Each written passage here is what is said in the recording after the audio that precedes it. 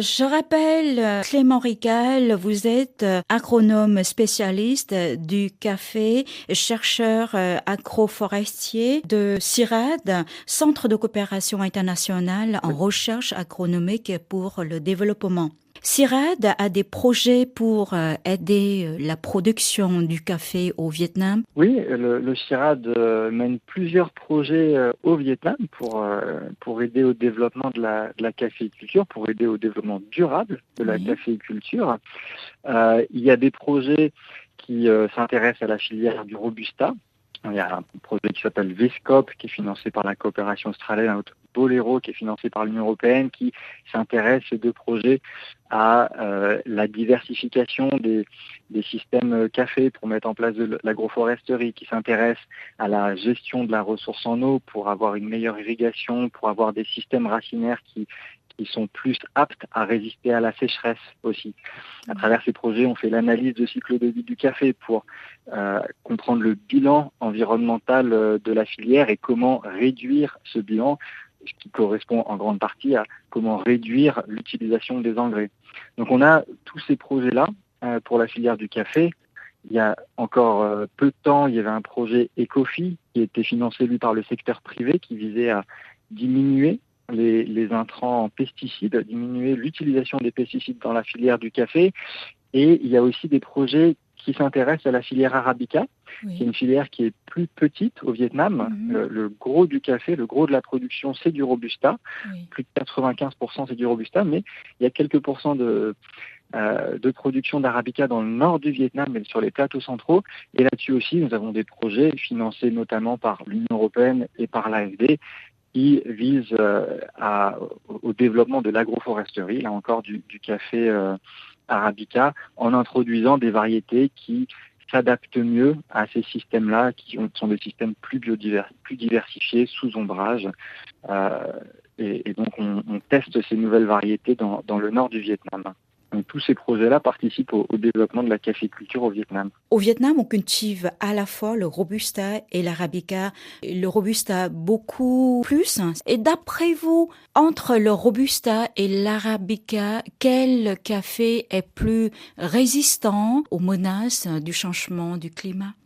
Bonne question. Alors, le Robusta, à la base, il a émergé parce qu'il est robuste. Hein. Mhm. Son nom vient de là. Oui. Alors, à la base, il est robuste plutôt aux maladies, et notamment à une maladie fongique. Mais il a aussi une certaine résistance, une certaine tolérance au climat notamment plus chaud, plus humide, Oui. plus que l'Arabica, qui Mhm. normalement pousse dans les hauteurs, dans des climats qui sont plus doux, un petit peu plus tempérés. Donc, normalement, le Robusta a la réputation d'être plus résistant aux variations climatiques, même si les dernières recherches laissent penser que ce ne serait pas si facile que ça, le Robusta pourrait quand même très largement souffrir lui aussi du changement climatique. Et dans ces conditions-là, il faudra adapter les pratiques, il faudra mettre des arbres et de l'agroforesterie, peut-être de l'irrigation. Il y a quand même des solutions pour adapter les systèmes et faire en sorte qu'on avance face aux aléas climatiques. Alors l'Arabica aussi va subir de plein fouet le changement climatique et pas forcément là où on l'attend. L'un des grands risques liés à l'Arabica, c'est plus que le chaud, c'est en fait le froid. Oui. Et le changement climatique, ça va pas simplement être une élévation des températures, ça va être des températures plus erratiques, des vagues de chaleur, mais aussi des vagues de froid. Et il faut savoir que le café ne supporte pas le froid, il est très très frileux. Il est né dans les tropiques et dès que la température atteint 0 degré, il meurt. Quasiment instantanément, les feuilles tombent, le café sèche sur place et les dégâts sont extrêmes très rapidement. Et donc les vagues de froid, elles, peuvent s'intensifier et ça c'est une grande menace pour l'Arabica qui est en hauteur. Ce serait vraiment un gros risque. Ouais. Et l'impact du café sur le changement climatique, dont j'ai parlé à travers les engrais, me paraît aussi important. C'est à mon avis les points principaux. Il pourrait y Mhm. avoir d'autres points. Par exemple, le café, ça demande beaucoup de main-d'œuvre dans les campagnes. Mhm. Et aujourd'hui, la main-d'œuvre très chère, mais le prix de la main-d'œuvre monte. Donc ça pourrait être aussi quelque chose qui, dans le futur, va poser des problèmes. Et le dernier point, peut-être, c'est de dire que les fermiers qui font du café sont très très dépendants des prix à l'international. Et il se trouve que ces 2 dernières années, les prix sont hauts, donc les fermiers s'en sortent bien, mais il y a très régulièrement aussi des crises du café, une surproduction mondiale, les cours qui s'effondrent, et dans ces conditions, les fermiers ne gagnent plus leur vie. Ils peuvent même perdre de l'argent, comme ils investissent beaucoup dans les engrais. Ils ont des coûts élevés. Et c'est pour ça aussi que la diversification est très importante du point de vue social et économique pour faire en sorte que les fermiers soient résistants aux chocs du marché.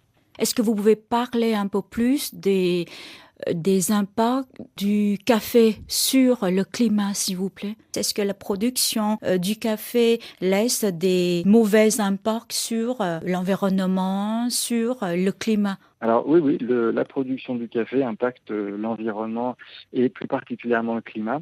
Comme ça, on a conduit une revue de la littérature scientifique avec des collègues il y a quelques mois. Oui. Et l'ordre de grandeur, c'est qu'un kilo de café consommé émet l'équivalent de 5 kilos de gaz à effet de serre.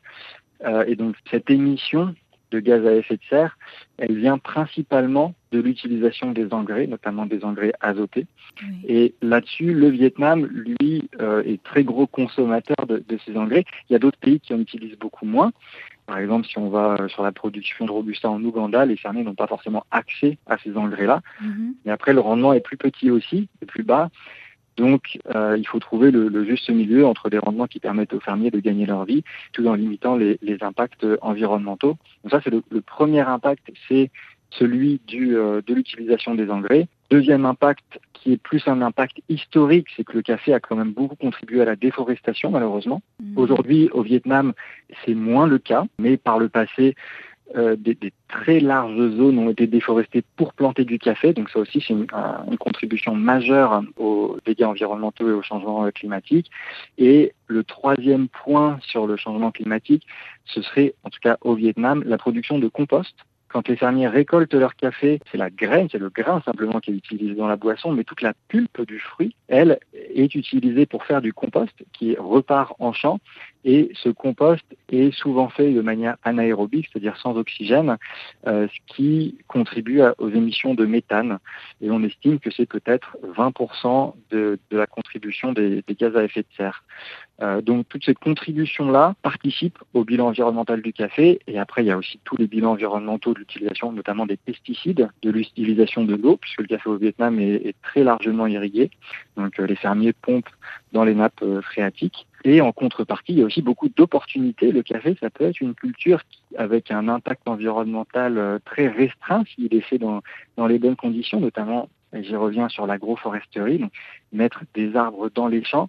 Ça permet notamment de réduire, pour certaines espèces, la consommation d'engrais, puisque les arbres vont fournir eux-mêmes des engrais naturels. Ça peut permettre de réduire la consommation en eau, puisque les arbres peuvent fournir un ombrage qui va permettre de réduire les besoins en eau et la transpiration des caféiers. Ça peut aussi séquestrer du carbone et donc limiter les impacts du café sur le changement climatique. Il y a plusieurs pratiques qui peuvent permettre d'avoir des systèmes beaucoup plus durables pour la caféiculture, qui a un véritable potentiel pour être une culture du XXIe siècle avec un impact mineur.